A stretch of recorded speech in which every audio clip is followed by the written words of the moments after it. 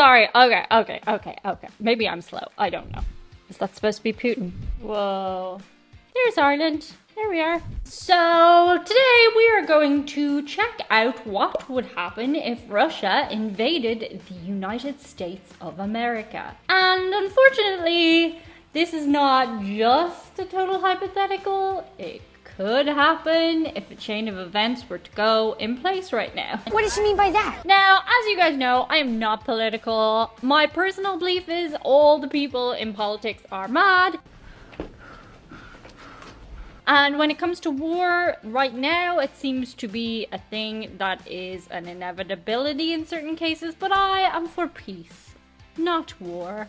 We've seen war. We don't want war. I think we should all just get together in a big room and bitch it out. There's nothing like a good fight, is there? Sometimes you need a good fight. Anyway, I'm going to let a channel who is far more educated on these things than me talk about it, and that is the Infographics channel. If you don't know the Infographics channel, it's amazing. It explains really complex situations in a really good way through animation. I love this channel. It's freaking so cool. Check it out in the description box below. Before I get into the video, do be sure to like, share, comment, and subscribe. Otherwise, an awful thing will happen to you, and that thing will be you will bend a nail like the wrong way. It doesn't matter if your nails are short, it'll bend the wrong way. Oh, what a sensation. So like, share, comment, subscribe. Also, I just started channel membership as well as Patreon, so if you want more of me and the Choose-to-Fur, check that out. President Joe Biden has warned Russia that there would be clear and severe consequences if Russia were to use chemical weapons in Ukraine. But what if that thin red line was crossed? What if the US and Russia were to go to war? That's supposed to be Putin. Ukraine 2 hours before war. Somewhere in western Ukraine, a Ukrainian base hosting several dozen American trainers comes under attack from Russian missiles. This is where America had been training Ukraine's conventional and special forces for the last 8 years, and where US trainers now work hand in hand with their Ukrainian counterparts to get 100,000 Ukrainian reservists ready to fight. The attack is symbolic more than anything. Russia flexing its muscles and warning the US to back off from the war in Ukraine. However, a lucky missile strike happens to hit the American barracks. 15 American soldiers die from the Russian attack. 1 hour and 45 minutes before the war.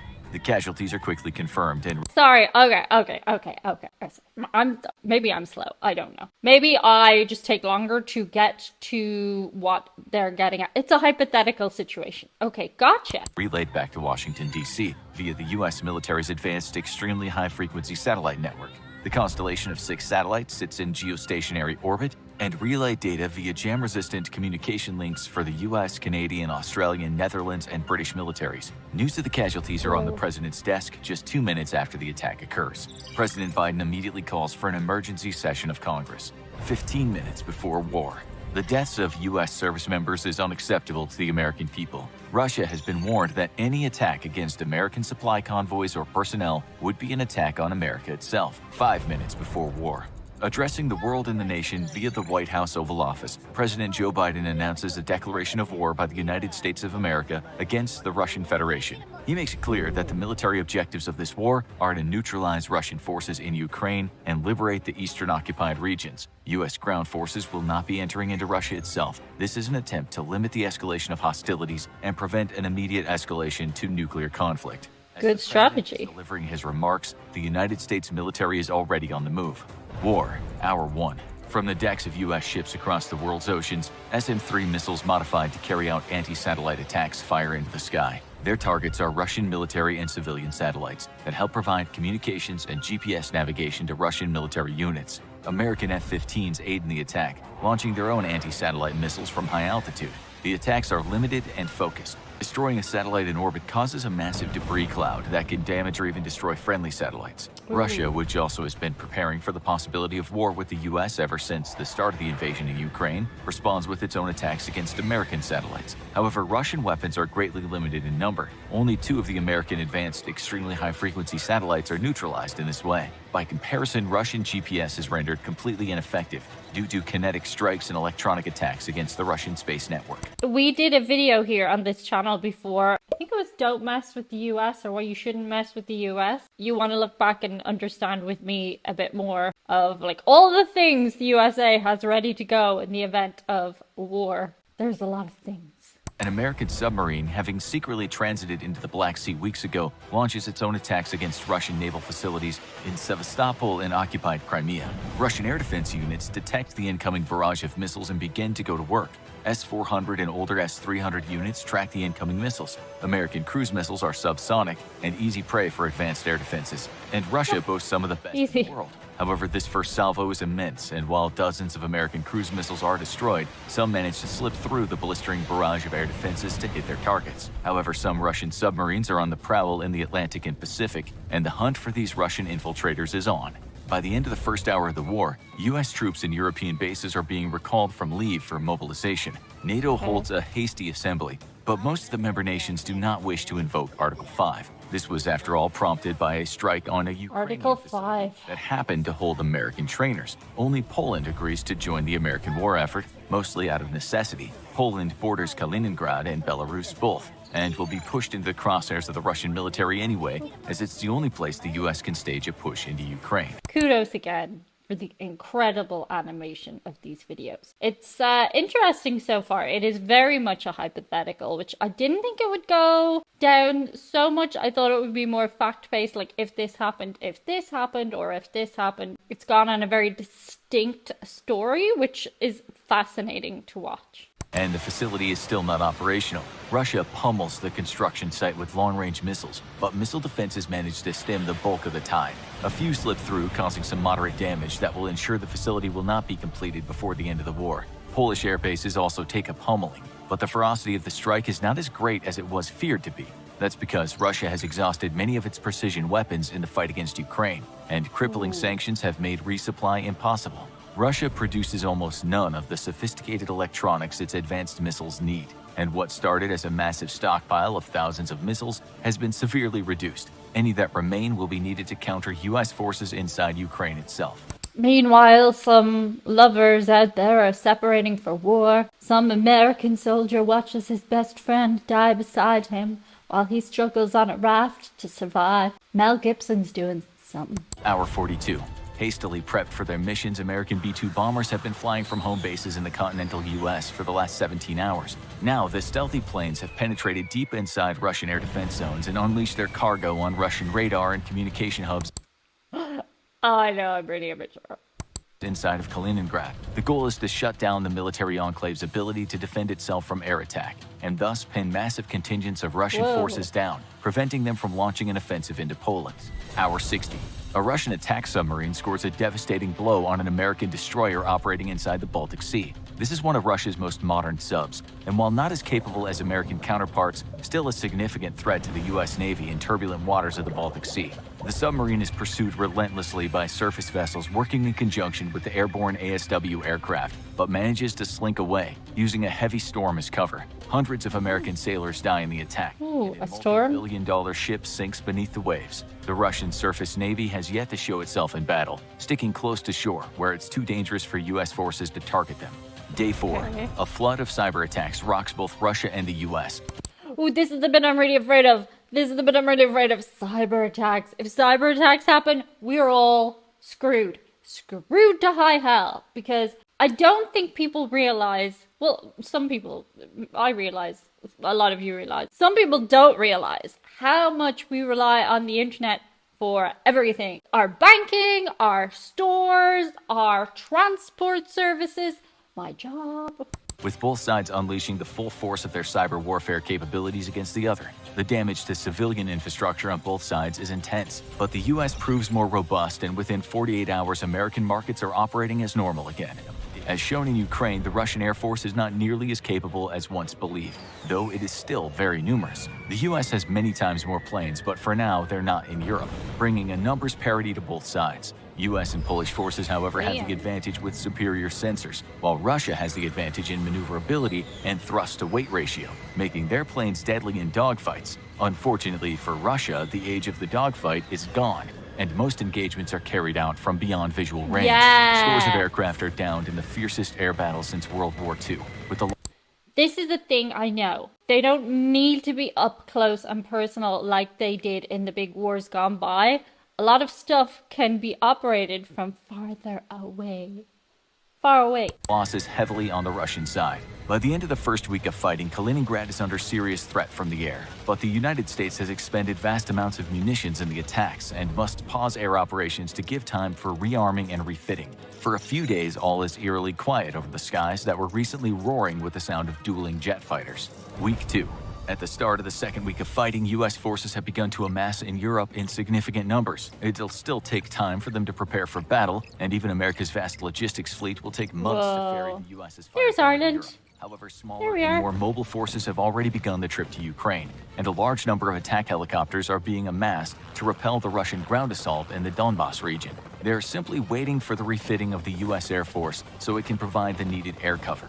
New Russian battalion tactical groups have entered Ukraine after being hastily prepared for combat. However, the hasty preparations have wreaked havoc on Russian supply chains, which have already been struggling even before the broadening of the war. Fantastic now, Russian vehicles and personnel find themselves stalled out in massive convoys reminiscent of Russia's failed push to Kyiv. U.S. aircraft take the opportunity presented to them, but only the F-35 can penetrate dangerous skies still not secured by proper seat operations. As the second week of fighting comes to a close, the Russian offensive in the east once more bogs down. This time, though, because of Russia's crippling lack of logistics, Ukrainian defenders take the opportunity to pull back and create some breathing room, resupplying and redeploying to new defensive positions. Russia attempts to use air power to pummel the Ukrainian front lines, but very quickly discovers this to be a mistake. Look at the size of Russia compared to the Ukraine. Like, lurking over the skies of Ukraine are a number of American F-22 Raptors. Deploying under the Rapid Raptor program, the premier air supremacy fighter in the world was some of the first American aircraft to arrive on scenes. While Russia can threaten Ukrainian airspace with air defenses based on its own soil, the Raptors are too far away from these defenses for detection. Russian aircraft experience significant losses before the air offensive is abruptly terminated. Russian T-90s, T-80s, and T-72s have struggled against Ukrainian tanks. Against modern M1A2C Abrams equipped with the latest upgrade packages fighting in the dead of night, they're decimated. Guided to their targets by superior sensors and fire control computers, Abrams' silver bullets bore through thick Russian armor. The edges burning away, creating a self-sharpening penetrator that leads to an extremely emotional event for the Russian crew. Russian tanks fire back with cannon-fired anti-tank missiles, but America has sent the very tip of its spear into this first fight. While not every American Abrams has been equipped with the trophy countermeasure system, the tanks leading the charge into Russian lines have been, and the Israeli-developed countermeasures prove an able defense against the few Russian tanks to survive initial contact. Standoff attack munitions have devastated many of Russia's long-range air defenses located in theater, and seat operations have greatly attrited many of the air defenses just over the Russian border that could threaten Allied aircraft inside Ukraine. The campaign has come at a steep cost for the U.S. Air Force and Navy, but the benefits are despite losses, we are winning the war. Close air support aircraft mercilessly pummel Russian positions. Short-range air defenses are much more difficult to target and destroy, and see, this is the sad thing about war, isn't it? Like, despite losses, we are winning the war. That's like someone, I know this is super obvious, but that's somebody's son, somebody's brother. While I commend them for feeling they're doing the right thing going to war, I just think it's such a waste of life, isn't it? It's just, there has to be a better way than war. Week 5. Additional American Armored Brigade combat teams make the transition to Ukraine. U.S. forces relieve Ukrainian forces along the front of Russia, giving the exhausted defenders a chance to rest and recuperate. I love those The main guys. thrust of the American advance is toward Kherson, with the U.S. forces currently engaged in urban fighting against Russian forces for the liberation of the city. Week 9. In one of the fastest mobilization efforts in history, the United States has surged vast amounts of combat firepower to Ukraine over the course of 2 months. The battle for Ukraine is ready to begin in earnest. Week 10. Russian forces have had their supply lines continuously disrupted by U.S. air and special forces operations. Ammunition is low across the front, as is food, medicine, and morale. Russia has entered this war with an insufficiently large enough logistics fleet, and now after the destruction of hundreds of its trucks, its logistic networks are close to complete collapse. Russian forces have been forced to pull back dozens of miles across the front, but not due to military action, because supply lines are needed to be shortened in order to keep units resupplied with a diminished transport fleet. I'm just shaking my head because, you know, knowing at the beginning of this current war. A lot of the Russian soldiers didn't even know what they were going into. They were told it was a training mission. A thrust into Crimea splits Russian forces into two, as simultaneously US and Ukrainian Marines launch an amphibious assault outside of Sevastopol. The operation is a costly one. Russian resistance is stiffer here after 8 years of occupying Crimea. However, the rapid advance of American armor into Crimea cuts off Sevastopol from the rest of Russia. Rather than attempting to take the city by force, US and Ukrainian forces surround it and seal it off from resupply, allowing civilians to flee through humanitarian corridors while keeping Russian forces pinned down. Cut off from outside supply, they will eventually either starve to death or be forced to surrender. With US forces in sight of Mariupol by the end of the week and 100,000 Ukrainian troops trained and equipped in the last 2 months, Russia faces a choice: admit defeat in Ukraine and retreat to its own borders, continue in a senseless defense of occupied territories that is doomed to failure at great cost to its own troops, or widen nuclear weapons. No, thank you. In what's become a modern desert storm, U.S. forces and their Polish allies, working in conjunction with Ukraine's defenders, have rolled back most of Russia's gains in a matter of weeks. The deciding factors are superior morale, training, equipment, and the fact that Russia has been unable to properly resupply its forces for weeks. But victory hasn't come without a cost to the U.S. and Poland. Thousands are dead and wounded, and the loss in aircraft is significant. Stockpiles of air defenses and ground attack missiles have also been greatly depleted. Replenishment will take years and leave the U.S. military vulnerable to any sudden aggression by China in the Pacific. One of America's greatest modern weaknesses is the lack of a robust industrial mobilization capability, leaving it to resupply losses in missiles and equipment through a slow, steady trickle that will take the better part of a decade. That is something I for sure had not thought of, resupplying oneself after a war like that. Yeah, I mean, just because you finish war with one person doesn't mean you're not vulnerable to attack by another. That was such an interesting hypothetical situation in which everything would be